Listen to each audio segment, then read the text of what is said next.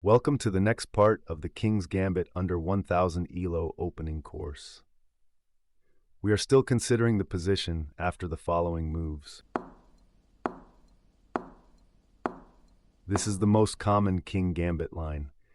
You will see this position 40% of the time you play f4 starting the Gambit. Black has accepted the Gambit, and we have gotten our knight out to defend h4 and to prepare d4, getting us full control of the center. The previous two videos have focused on the response of getting the knights out. The next most commonly played move in this position is d6, taking some passive control of the center and opening up the light squared bishop. This move doesn't carry any threats immediately. However, it does set up a dangerous line. Black gives the d-pawn the soon-to-be important job of controlling e5, preventing us from playing e5, which is important in a little bit. But for now, we can carry out our normal plan of taking the center and opening our dark squared bishop to the Gambit pawn. Black really only has one good move here, which is rarely found at the under 1000 level. The move is g5, played only 11% of the time here. This is a common idea in the King's Gambit, as we have discussed in the previous videos, but this line can be especially tricky for us to navigate, so let's dive into the best defense here. First, this line isn't going to look pretty for us if Black knows what he is doing. We are trying to squeak out an equal position, and we can with some preparation. First, we identify Black's threat of g4, which is trying to kick our knight out of the way. The reason why Black wants to kick the knight away is so he can get his queen to h4, a recurring theme in this opening. Now, we can't really prevent Black from playing g4, but we can find another way to defend the h4 square so that Black's queen can't come in. The first move you need to remember is h4. The main idea of the move is to allow the rook to defend h4. It was previously blocked by the pawn on h2, but now we have extended the reach of the rook's influence all the way to h4. This move has the bonus idea of putting pressure on g5, which at a high level isn't a bonus because Black can play g4 like he was planning on anyways. This is in fact Black's best response here. But in reality, the fact that we pressure g5 is a bonus at the under 1000 level because Black will make a mistake over 60% of the time here playing a move other than g4, giving us time to get pieces out and even get rid of Black's g-pawn. You may wonder why we can't play h3 here, and the answer is you can with one minor pitfall. Yes, it prevents g4, but it doesn't create a threat like h4 did.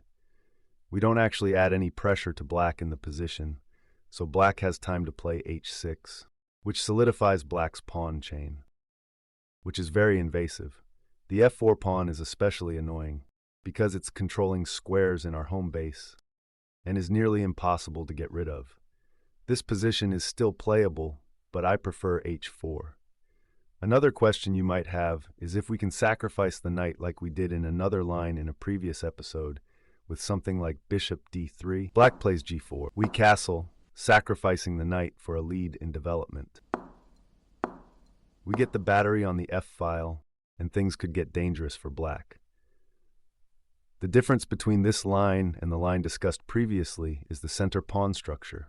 Black had a pawn on d5, and we had a pawn on e5.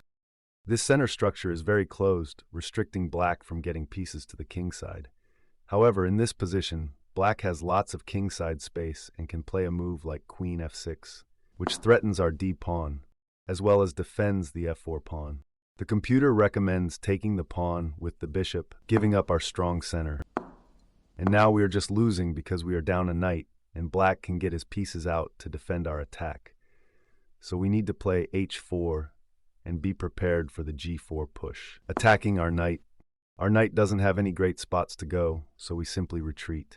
And while this looks really bad having all our pieces on their starting squares, Black has the same dilemma, and we essentially start a new game with a funky pawn structure. Notice we do have a threat of bishop takes pawn, so Black must defend it somehow, and we just start developing like it were a new game. This line is one of the reasons that this opening isn't played at the professional level. It is difficult to maintain equality, and there are better options if you know your opponent is prepared. But again, Few of your opponents will have studied these lines, and more likely than not will not find this line. Let's go back and consider the most popular move after d6 and d4. We just considered g5, which is only played 11% of the time, and is the only way for black to get an edge here. The most common move here is the mistake of bishop to g4, played 35% of the time. This move lacks a threat and simply gives us the chance to move forward with our plan by capturing the f4 pawn. Now we get a familiar position with a dominant center and a big lead in development. Black is already at a big disadvantage here and is only able to pull of a win 34% of the time after the most common move bishop takes knight. Black makes a common beginner mistake, dealing with the tension in the position without needing to. He relinquishes his only developed piece, and we are able to get a piece of our own out. Now we are 2 moves away from castling, and it looks like we have skipped some of black's turns or something. He has hardly moved at all, so he starts getting his pieces out. But he's too slow. We just develop naturally. Black doesn't have many options. And we'll get developed several moves before black, giving us an advantage that will win us 2 out of 3 games, which about as good as you can hope for from an opening. Almost any other move black plays here will lead to a similar line as the bishop g4 line we just considered. But let's consider another common move, knight to c6. We once again just take the free pawn, stopping g5 from ever happening. Black attacks our e-pawn, so we must defend it. And we have transposed to a position from part 1, a position that is much easier for white to play than black, and we will win 58% of the time here. If black gets the f-knight out, things are a little trickier because this move comes with the threat of knight takes e4. So instead of taking the f-pawn, we must defend our e-pawn with the knight. Similar to the last line, but a different move order. More than likely, black will play a simple move here, and we will get a position similar to before, starting with bishop takes pawn. However, even if you don't face this line often, I think it's good to be prepared and have a full understanding of the position. The most testing move here is knight to h5 because it defends the f-pawn. We have seen this move in a slightly different position before. In that position, we had our e-pawn on e5, and black had his d-pawn on d5. For simplicity, you can play the move bishop to e2, like we did in the other line we considered. This move is safe, and you will get a solid position. I want to show you a bit of a daring line that will work in this position, but not the last on w. The idea is we want to attack our opponent's f7 pawn, traditionally the weakest pawn in the game. We want to do this by getting our knight to g5 and our bishop to c4. In the other knight h5 line, we considered black's pawn controlled the c4 square, so it would be impossible to play this line. So please don't get these positions confused. The first problem we face is that the queen defends g5, so we need to open the diagonal for our bishop by getting rid of the f-pawn. We do this by playing the aggressive move g3. Black has several moves here. If he plays anything other than pawn takes pawn, then we forget our plan of attacking the f7 pawn and just play chess.